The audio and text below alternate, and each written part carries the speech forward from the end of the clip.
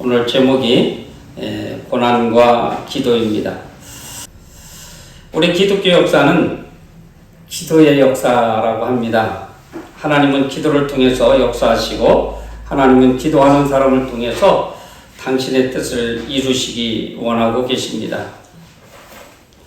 심지어 어떤 분은 마귀는 우리가 기도만 못하게 할 수 있다면 성경 공부는 얼마든지 하라고 내버려 둔다고 합니다. 그리고 마귀는 내가 기도하기 원하는 때에 기도하지 못하도록 우리 예배당 정문에서 속삭인답니다. 지금 찬송 부르고 있으니 그저 기도하지 말고 찬송 불러라 라고 이렇게 한다는 것입니다. 이렇게 이 악한 영들은 우리보다 훨씬 강한 군대 같은 영들이 우리를 기도 못하게 방해한다고 합니다. 그래야만 마귀가 승리하기 때문에 그렇습니다. 그동안에 우리 기독교 역사를 보면, 그리고 많은 목사님들의 설교를 들어보면 기도를 뜨겁게 하지 않는데 부흥하는 교회는 없다라고 합니다. 그리고 기도의 불이 붙어야 성령의 불이 붙고 성령의 불이 붙어야 부흥의 불이 일어나기 때문입니다. 그래서 하나님과 교제해보지 않고 우리는 하나님을 알 수 없습니다. 그래서 요즘 천지총각들이 충분한 교제를 한 후에 이렇게 결혼에 꼬려나는 것을 볼 수 있습니다. 설교집에서 보니까 그런 말이 있더라고요. 무릎학을 배우지 않고는 신학을 알 수 없다. 무릎 꿇어보지 않는 사람은 신학을 알 수 없다라고 이렇게 이야기했습니다.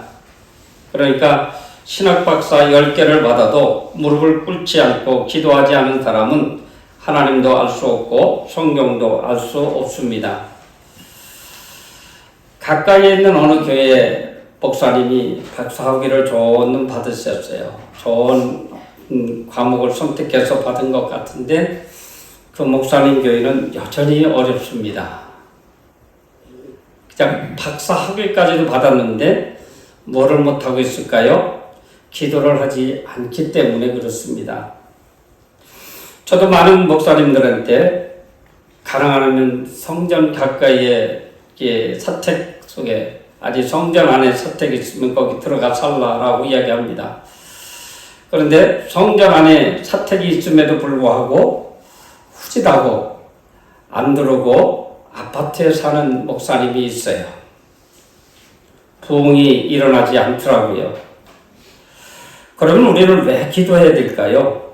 많은 기독교인들이 기도는 예배 순서나 들어가는 정도로, 그리고 어디 신방이나 가서 기도하는 정도로, 그리고 답답할 때 또 아쉬운 일이 있을 때 이럴 때 하나님 앞에 기도하는 것으로 아는 이가 많습니다.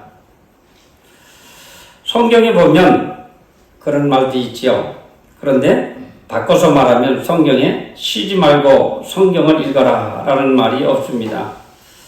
그리고 쉬지 말고 찬송하라는 말도 없습니다.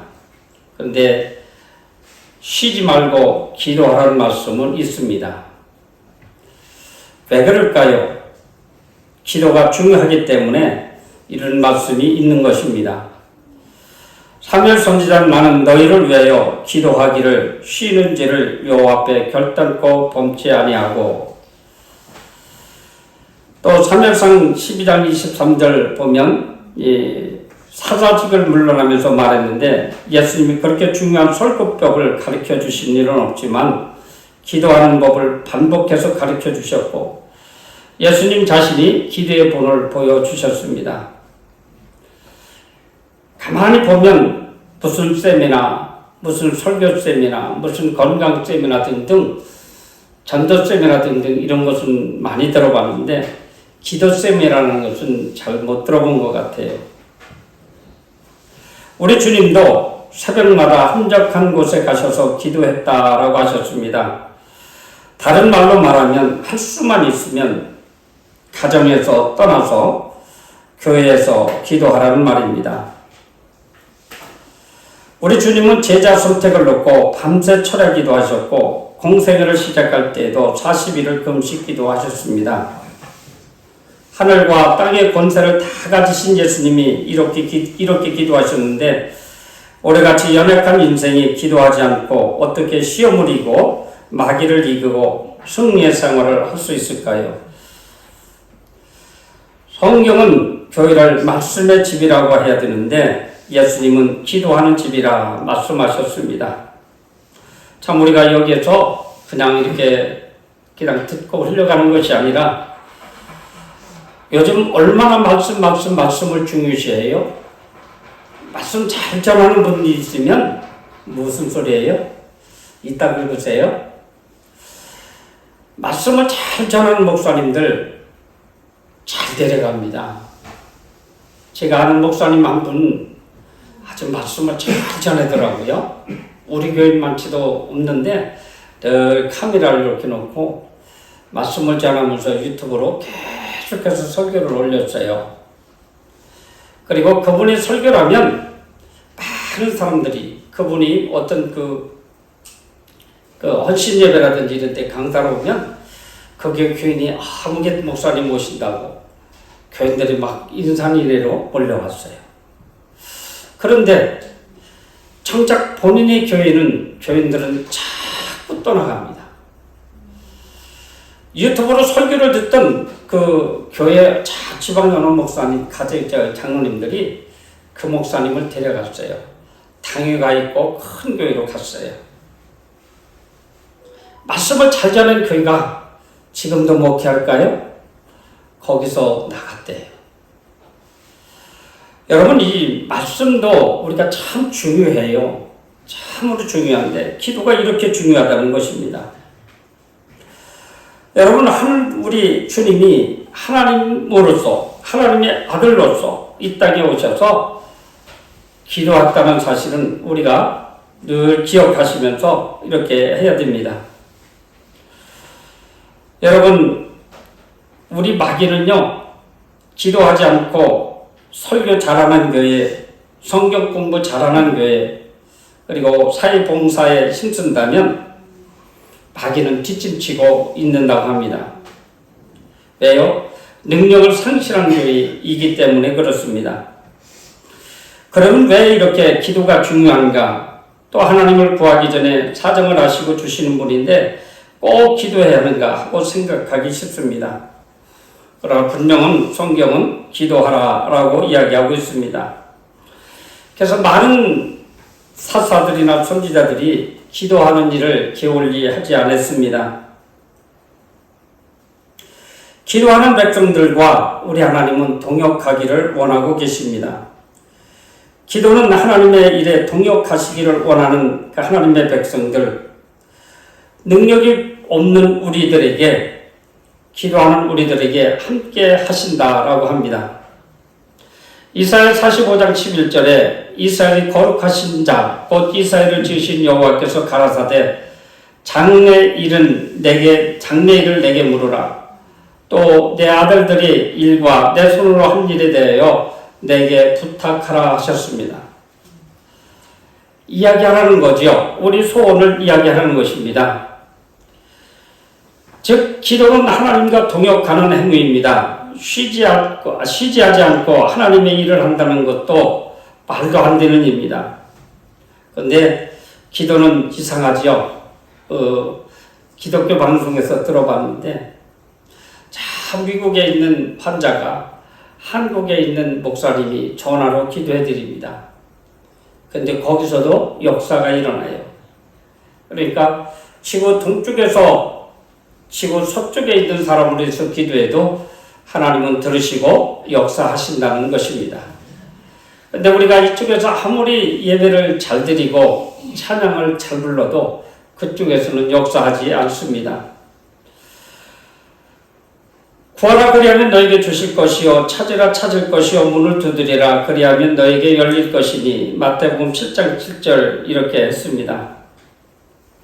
그런데 여기서 조금 이렇게 바꿔서 말하면 구하지도 않고 기도하지도 않는데 억지로 안겨주시는 분은 아니다라는 얘기입니다. 여러분, 그러기에 우리는 하나서 열까지 하나님 앞에 기도하는 시간을 가져야 됩니다. 에스겔 36장 37절에 하나님은 이스라엘의 사람 수를 양떼처럼 많게 하고 번성케 해주고 싶지만 그래도 너희들 그렇게 해달라고 구해야 해주지 주고 싶어도 구하지 않으면 주시지 않는다라고 기록하고 있습니다. 그러면 어떻게 보면 지금 인구 이렇게 절벽 시대를 맞이해서 인구가 막 줄어가고 아기는 없는 시대에 오늘 이 말씀을 보면 우리가 기도하지 아니하여서 우리 인구들이 적은가? 저 그렇게 생각을 해봤어요. 사랑하는 성도 여러분, 우리가 기도함으로 인해서 우리 식구들이 늘어간대요. 또 조금 바꿔서 말하면 우리가 열심히 기도하면 우리 교회가 당장 이곳이 차고 넘쳐서 사람들이 올 수가 없을 정도로 채워진다는 겁니다. 우리가 기도하지 않기 때문에 이전을 채우지 못한다라고도 생각할 수도 있습니다. 야고보서 4장 2절과 3절에 보면 너희가 얻지 못하면 구하지 아니하며 구하여도 받지 못하면 정욕으로 쓰려고 잘못 구함이라 라고 했습니다. 하나님은 우리가 작은 것부터 큰 것까지 하나님과 의논하는 것을 기뻐합니다. 여러분, 우리 교회는 성령과 악한 영이 존재하고 있습니다.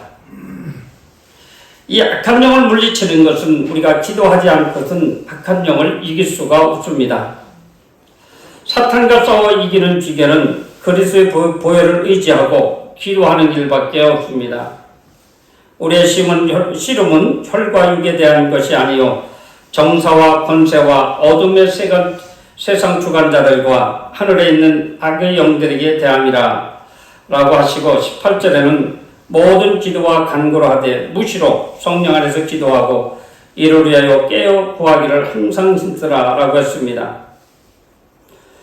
여러분, 연약하지요? 아니, 내가 이렇게 봐도 이렇게 여자분들을 이렇게 잡아서 이렇게 손 살짝 끌어봐도 힘이 없는 걸 알겠어요. 그런데 마귀는 그런 여인을 무서워하는 이유는 기도로 무장하면 마귀는 무서워한대요. 여러분, 마귀를 물리치는 것은 우리 육신의 힘이 아니라 기도하는 사람에게 마귀가 떠나간다는 것입니다. 어쩌면 우리 농객교회가 음으로 양으로 우리가 조금씩 성장하고 있습니다. 이것은 우리가 사탄의 공격을 이런저런 이유로 우리가 막아냈다라고 봐도 됩니다. 여러분, 우리가 살아가다 보면 고난이 있을 수도 있지요. 우리가 기도해야 하지만 특별한 혼란과 고난을 당할 때 더욱 부르짖고 기도해야 하는데 어떤 고난과 시험도 기도로 다 이길 수가 있습니다. 어떤 면에서는 고난과 고통은 기도하라는 것입니다. 시편 50편 15절에 환난 날에 나를 부르라 내가 너를 건지리니 내가 나를 영화롭게 하리라. 에레미야 33장 2절로 3절에 보면 일을 행하는 여호와 그것을 지어 성취하시는 여호와 그 이름을 여호와라 하는 자가 이같이 이르노라. 너희는 내게 부르짖으라 내가 네게 응답했고 네가 알지 못하는 크고 비밀한 일을 네게 보이리라 했습니다. 즉 하나님께 부르짖고 기도하면 어떤 어려운 문제도 해결해 주시고 해결할 수 있다는 비밀과 지혜를 가르쳐 주셨습니다.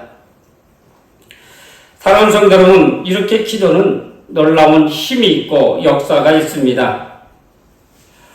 오늘 기도는 그 이스라엘 백성들의 반란을 극복을 한 모세가 있습니다. 민수기 16장에 보면 고라와 다단과 아비람과 온이 당을 짓고 유명한 족장 250명이 합세해서 반란을 일으켜서 모세를 대적했습니다. 그 3절에 보면 너희가 분수에 지나도다. 회중이 각각 거룩하고 여호와께서 그들 중에 계시거늘 너희가 어찌하여 여호와의 총에 의해 스스로 높이느뇨 하고 모세를 향해서 공격을 합니다. 이런 말입니다. 예를 들어 말하면 우리 권사님들을 향해서 누군가가 권사님이면 다야? 다야? 장로님이면 다야? 라고 할 수 있죠. 그런데 모세는 여기서 번명하거나 싸우지 않고 4절에 모세가 듣고 엎드렸다라고 이야기합니다.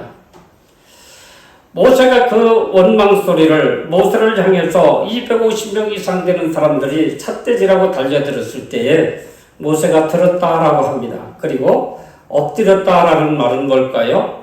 기도했다는 것입니다. 다투지 아니하고 기도했더니 땅이 갈라져서 그들을 모두 삼켰다라고 이야기합니다. 모세가 거기서 항변하고 싸워서도 이길 수 있었겠지만 기도 한마디로 엎드림으로 인해서 그 사건이 종결되었다고 하는 사실입니다. 사랑하는 성도 여러분, 기도는 이러한 위력이 있습니다. 우리 한나의 기도에서 보면 나와 있습니다. 한나는 아이를 낳지 못하고 남편은 또 아이를 낳지 못하니까 첩을 얻게 됐는데 이 첫 분인 나는 한나를 멸시합니다. 그래서 그를 심히 격동하여 번민케 하였더라. 사무엘상 1장 6절에 이렇게 합니다.